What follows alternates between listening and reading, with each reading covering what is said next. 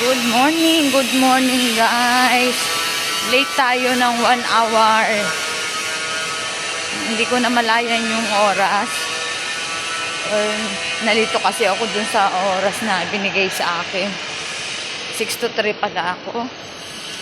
Kaya pala hindi na ako makatulog. Nagising ako ng alas 4. Yung pala yung pick up ng bus ko is alas 5. Wala na. So, nag-inform na lang tayo, guys. Dapat 6 to 3 ako ngayon ito. Kinas ko yung bus ng alas 6 or 7 to 4. Ang mangyayari sa akin 7 to 4. Kaya, guys, so wala tayong ayos. Buhok natin. Alam nyo ba yung ligo ko? Siguro mga 10 minutes lang, 5 minutes. Binilisan ko na. Sabon na lang ginawa ko. Good morning! Okay.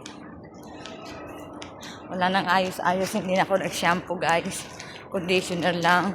Basta ganun ko lang ang aking buhok. Kasi opening talaga ako eh. So, kailangan bago dumating ang mga guests, prepared na lahat ng mga gagamitin nila. So, in-inform ko na lang si Shagol na late ako. Kaya siya na muna. Actually, dalawa naman kaming morning, pero iba yung sa babae, iba sa lalaki. So guys, yun lang, update ko lang kayo. Pasensya na sa araw-araw na ganito ang aking content about sa trabaho. Kasi hindi nga tayo makagawa ng ano dahil nandito tayo. At hindi rin naman pwede basta-basta mag-upload ng walang consent ng ano dito. Bawal.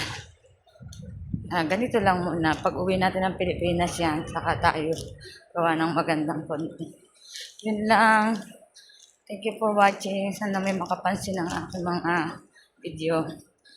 God bless all.